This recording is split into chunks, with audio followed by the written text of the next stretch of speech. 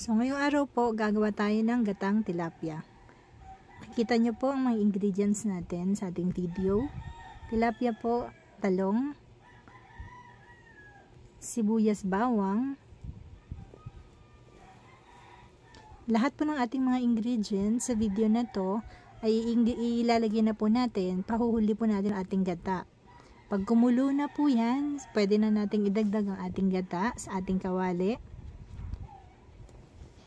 Then, hintayin po natin ang mga 5 minutes para muling pakuluin pagtapos nating idagdag ang ating gata.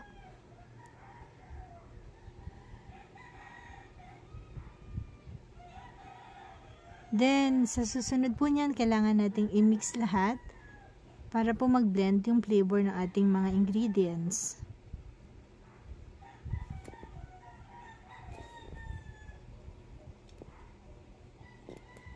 Tikiman time!